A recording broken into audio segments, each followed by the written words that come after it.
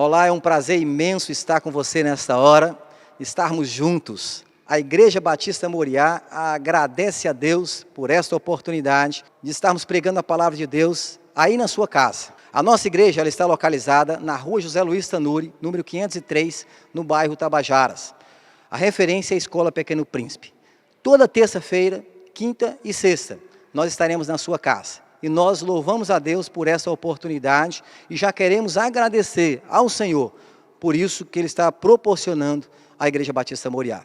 Nesta hora nós teremos a participação do louvor da igreja e depois, logo em seguida, estaremos ministrando a palavra do Senhor. Desejamos que Deus possa alcançar o seu coração nesta hora. Fique desde já o nosso agradecimento, o nosso abraço, grandiosamente nesta hora, em nome de Jesus. Quantos são felizes com o Senhor? Amém? É noite de festa porque estamos aqui para adorar o Rei dos Reis, Senhor dos Senhores. Aleluias! Dê aí um sorriso para o seu irmão, dê uma palavra de bênção também para ele. A alegria do Senhor é nossa força, amém? E Ele é santo, Ele está aqui neste lugar. E você pode adorá-lo com toda a liberdade do seu coração, com toda a liberdade, porque Ele é digno.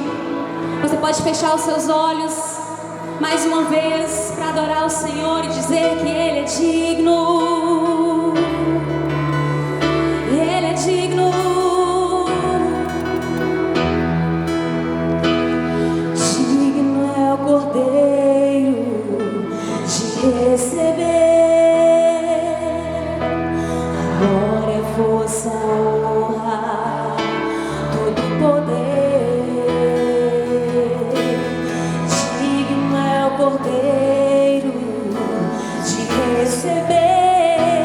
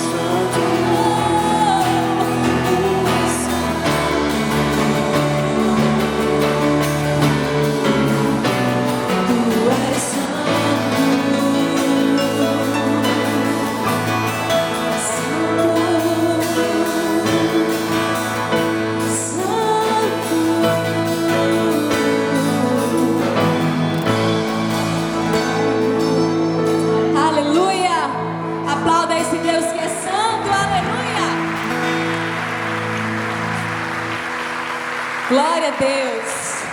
Santo, santo é o nome do Senhor. Eu gostaria que você nesse momento abrisse a sua Bíblia comigo, no Evangelho de Marcos, capítulo 2,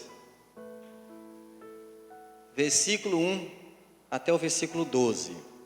A palavra do Senhor nos diz assim: dias depois, entrou Jesus de novo em Cafarnaum, e logo correu que ele estava em casa. Muitos afluíram para ali, tantos que nem mesmo junto à porta eles achavam lugar, e anunciavam-lhes a palavra. Alguns foram ter com ele, conduzindo um paralítico, levado por 4 homens, e não podendo aproximar-se dele por causa da multidão, descobriram o eirado no ponto correspondente ao que ele estava, e fazendo uma abertura, baixaram o leito em que jazia o doente. Vendo-lhes a fé, Jesus disse ao paralítico: filho, os teus pecados estão perdoados. Mas alguns dos escribas estavam assentados ali e arrazoavam em seu coração, porque falava ele deste modo, e isto blasfemavam: quem pode perdoar pecados, senão um que é Deus? E Jesus, percebendo logo por seu espírito que eles assim arrazoavam, disse-lhes: por que arrazoais sobre estas coisas em vosso coração? Qual é mais fácil, dizer ao paralítico: estão perdoados os teus pecados?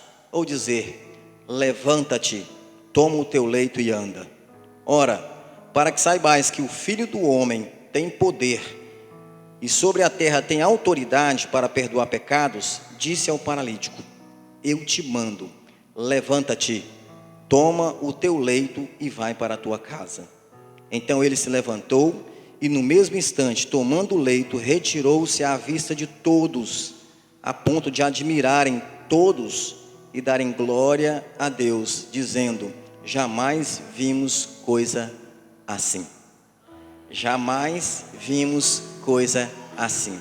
Eu te convido a aplaudir essa palavra, porque ela é digna de toda honra, toda glória e todo louvor. Pode tomar assento, meu irmão, fique à vontade. Intitulamos o tema dessa mensagem como Grandes Exemplos. Grandes exemplos é o tema desta mensagem. É muito comum esperarmos os grandes exemplos de homens fabulosos, de homens experimentados, de líderes, esperarmos os grandes exemplos dos ricos, dos intelectuais, das cidades grandes, dos países desenvolvidos também. Mas a Bíblia nos deixa várias lições que nos surpreendem, e que devemos observar essas lições para o nosso crescimento e amadurecimento.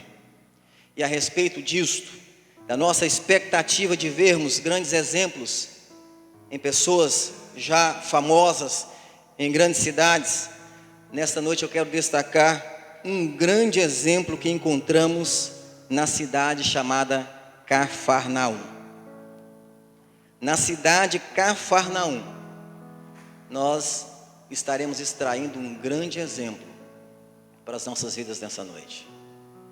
Que a palavra do Senhor possa chegar ao seu coração, produzindo algo novo, uma profunda reflexão. Eu volto a dizer que muitas vezes a nossa expectativa está nas grandes metrópoles. A nossa expectativa está nos grandes homens. E a bem da verdade, o plano de Deus não segue os nossos planos. O plano de Deus, em muitos momentos, é muito diferente dos nossos planos. Por isso somos surpreendidos. Por isso Deus nos surpreende de uma forma tremenda. E eu quero estar refletindo nesta palavra contigo nessa noite, encontrando esse grande exemplo em Cafarnaum. Antes de abordar especificamente esse exemplo, eu quero apresentar aos irmãos algumas coisas importantes sobre Cafarnaum, coisas fundamentais que enriquecem o conteúdo da mensagem. Primeiro, Cafarnaum. A palavra Cafarnaum é uma palavra semítica, aramaica, e para algumas autoridades estudiosas, alguns intelectuais estudiosos da teologia, essa palavra significa aldeia ou vila de Naum. E ela achava-se situada ao norte do mar da Galileia. E Cafarnaum é para nós um lugar interessante, pelo fato de ter sido residência de Jesus Cristo e dos seus apóstolos. Normalmente não conseguimos enxergar em Cafarnaum o lugar onde foi residência de Jesus. Jesus residiu em Cafarnaum. Quando olhamos para isso, e vendo Cafarnaum uma cidade simples, mas com expressividade na época, mas era um lugar simples, de casas simples, a estrutura de Cafarnaum era simples, as ruas, a pavimentação, Cafarnaum não tinha nada de extraordinário na estrutura, e Jesus estava ali. E deixando Nazaré, foi habitar em Cafarnaum, cidade marítima, junto ao caminho do mar, além do Jordão, a Galileia das nações. Veja comigo o Evangelho de Mateus, capítulo 4, versículo 13 e 15. E você vai encontrar esta referência. Esse texto diz assim: e deixando Nazaré, foi habitar em Cafarnaum, cidade marítima, junto ao caminho do mar, além do Jordão, a Galileia das nações. Mateus 9, versículo 1 diz: entrando num barco, Jesus passou para o outro lado, ou a outra margem do lago, e foi para a sua cidade. Foi aqui, em Cafarnaum, que se deu também a chamada de Mateus. Mateus capítulo 9, versículo 9 mostra isso. Mateus também teve a sua chamada em Cafarnaum. Os irmãos de Simão Pedro e André, eles eram também de Cafarnaum. Marcos capítulo 1, versículo 29 mostra isso também. E também em Cafarnaum, Jesus operou a cura do criado do centurião. Mateus capítulo 8, versículo 5, Lucas capítulo 7, versículo 1. Curou a sogra de Pedro. Aí nós temos alguns textos que citam isso, Mateus 8, 14, Marcos, Lucas também. Mandou levantar o paralítico, Mateus 9, 6, e curou aquele homem atormentado de um espírito imundo, Marcos capítulo 1, versículo 32 e Lucas capítulo 4, versículo 33. Então nós começamos a entender um pouco sobre Cafarnaum. No tempo de Jesus, Cafarnaum era a principal, era o centro comercial e social da região. Para vocês terem ideia, era um centro comercial e social da região. Apesar de ser uma modesta aldeia, era uma modesta aldeia de pescadores e de possuir uma estrutura precária. Era um centro coletor de impostos, de alfândega, e detinha uma guarnição romana. Aí eu fiquei pensando sobre essa questão de Jesus morar em Cafarnaum. E eu perguntei para mim mesmo, por que Jesus foi morar em Cafarnaum? Qual o propósito de Jesus morar em Cafarnaum? O contexto social de Cafarnaum e as descobertas daquela época nos faz entender um pouco isso. Tem um pesquisador que ele afirma que Cafarnaum não possuía muralha, não possuía portão de entrada, construções greco-romanas, não possuía edifícios públicos, não possuía hipódromo, teatro ou ruas pavimentadas, à semelhança da cidade vizinha, Tiberíades. Tiberíades ficava a 15 quilômetros de Cafarnaum, e Tiberíades tinha toda essa estrutura. Tiberíades era uma cidade evoluída da época. Tiberíades oferecia um conforto muito maior do que Cafarnaum. E Jesus decidiu morar em Cafarnaum. Jesus não preferiu Tiberíades, a 15 quilômetros. Se fosse eu escolheria a cidade com melhor potencial. Você da mesma forma. Se você tivesse a opção de mudança, você escolheria uma cidade com estrutura melhor, um lugar com a casa melhor, com escolas melhores, com melhores oportunidades de emprego. Tenho certeza que a sua escolha seria esta, não seria diferente. Mas Jesus não escolheu assim. Jesus decidiu por Cafarnaum. Mas só que Cafarnaum existia um povo pobre, um povo simples, um povo, a maioria dos homens eles eram pescadores, era uma população pobre, mesmo sendo um centro comercial, mas era um povo simples e pobre. Só tinha um detalhe: o coração daquele povo era sensível para a mensagem que Jesus pregava. O povo de Cafarnaum aceitava a pregação de Jesus com o coração aberto. A outra coisa que me faz pensar que Jesus, a perspectiva de Jesus é muito diferente da nossa mesmo. Ele estava sempre disposto a conviver com os simples, com aqueles necessitados, com os mais carentes, com aqueles doentes, não só fisicamente, mas a alma doente. E Cafarnaum tinha muito disso. Muitos doentes da alma, muitas pessoas pobres interiormente, mas sensíveis à mensagem de Jesus Cristo. Que o seu coração nessa noite esteja assim, sensível à voz do Senhor. Que o seu espírito esteja disposto a abraçar e receber a palavra de Deus, para que você também seja um grande exemplo, como este exemplo que estaremos mencionando, que ocorreu em Cafarnaum. Quero destacar esse exemplo, e nós lemos este exemplo. Foi o texto que nós lemos. Esse texto mostra um grande exemplo de 4 homens. 4 homens que a Bíblia não deixa relato sobre quem eles eram.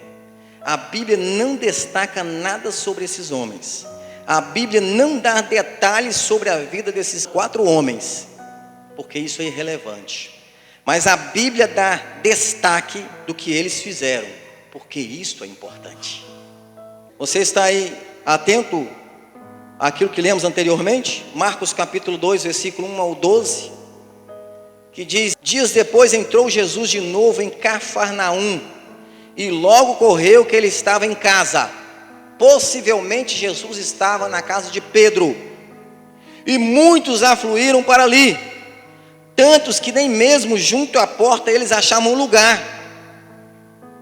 E Jesus estava ali pregando a palavra, e juntou uma multidão, e alguns foram ter com ele, conduzindo um paralítico levado por 4 homens. 4 homens.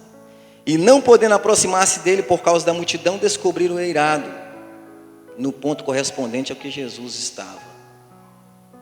Olha o que esses homens fizeram. E eu quero destacar o exemplo desses 4 homens, que a Bíblia pouco dá informação.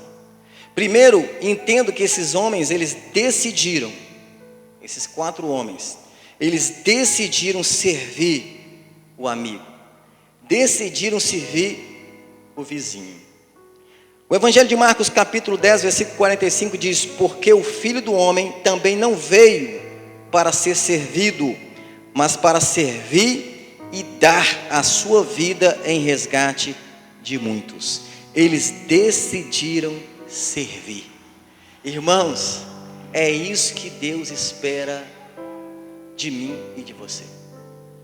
Que tenhamos disposição em servir, que tenhamos disposição em estender as mãos, que tenhamos disposição de oferecer aquilo que temos para o próximo. A Bíblia não fala quanto tempo esse homem ficou enfermo, mas mostra ele enfermo espiritualmente e fisicamente. Ele estava enfermo espiritualmente e fisicamente. E estes homens decidiram fazer alguma coisa em prol deste enfermo. Eles estavam dispostos a servir. E Deus espera isso da sua parte. Deus espera isso de mim e de você, que estejamos dispostos a servi-lo, para exaltar e glorificar o nome dele. Isso Deus está à procura de pessoas dispostas a servir, fazer a diferença. Não só servir, irmãos, aquelas pessoas que conhecemos. Quando servimos a alguém, através de missões, através de um trabalho social, não importa o nome, não importa quem seja, o que importa é que eu tenha um coração de servo. O que importa é que você tenha um coração de servo, disposto a servir, e o restante Deus vai fazer. Podemos destacar também que esses homens, eles creram que Jesus tinha condições, tinha poder para curar aquele homem doente. Eles creram. E eu te pergunto, você crê que Deus pode te curar? Você crê que Deus pode curar aquela pessoa que você está intercedendo por ela? Você crê que Deus pode fazer milagres acontecer? É preciso ter fé para ver o milagre. É preciso ter fé para ver acontecer. É preciso ter fé para vermos Deus agir em nossas vidas, porque sem fé é impossível agradar a Deus. Aqueles homens, eles creram que Jesus ia realizar um milagre na vida do amigo deles. E eu também preciso crer que Deus vai realizar um milagre em minha vida. Eu preciso crer que Deus vai realizar um milagre na sua casa. Jesus vai realizar um milagre na sua vida. Jesus vai realizar um milagre na vida do seu familiar. Eu creio, eu não posso abrir mão disto. Eu creio. Esses homens também, eles deixaram a vergonha de lado. Você já imaginou encontrar com alguém carregando uma cama, uma maca, uma pessoa deitada no meio da rua, passando no meio da rua? Alguns iriam olhar, iriam comentar, possivelmente uns poucos iriam perguntar o que era. Mas eu imagino também que poucas pessoas teriam coragem de pegar alguém num leito e sair transportando pela rua fora. Não sabemos a distância, mas eles colocaram aquele moço, pegaram aquela cama e saíram com ele, andando no meio da rua. Abandonaram a vergonha. Queridos, tem gente que tem vergonha de entrar num templo para adorar o Senhor. Tem gente que tem vergonha de entrar numa igreja para adorar a Deus. Tem gente que tem vergonha de carregar a Bíblia na mão. Tem gente que compra aquela Bíblia a menor possível e fala porque é fácil para carregar no bolso, mas tem muitas pessoas que compram aquelas pequenas porque tem vergonha de carregar a Bíblia no meio da rua. Estes homens, eles deixaram a vergonha de lado em prol de uma vida. Não era só um amigo, era uma vida. Era um ser humano que estava deitado naquela cama precisando de ajuda. Era um ser humano que estava precisando de uma mão estendida, e eles fizeram isto. Não desista da bênção na sua casa, da bênção em favor do seu filho, por causa dos obstáculos que têm surgido. Tem muitas pessoas desistindo facilmente das coisas, desistindo dos filhos, desistindo dos projetos, desistindo de tantas coisas por causa de pequenos obstáculos. Que venhamos aprender com estes homens que se dispuseram a servir. Que maravilha! Foi muito bom estar com você nessa noite. Uma satisfação no nosso coração. Que Deus continue te abençoando. Não esqueça, terça-feira, às 18h30, a nossa programação, com reprise na quinta e sexta-feira. A Igreja Batista Moriá agradece a sua colaboração de ter nos assistido nessa noite e que Deus continue te abençoando grandiosamente. Eu quero orar, finalizando o nosso programa nessa hora, abençoando a sua casa em nome de Jesus. Pai, nós oramos e rogamos a tua bênção em favor do programa da Igreja Batista Moriá, rogamos em favor deste que nos assiste, que a tua misericórdia seja grande, que a tua misericórdia se manifeste na vida deste que está aí conosco nesta hora. Bendito e exaltado seja o teu nome. Te agradecemos e te louvamos em nome de Jesus. Um forte abraço, Deus continue te abençoando.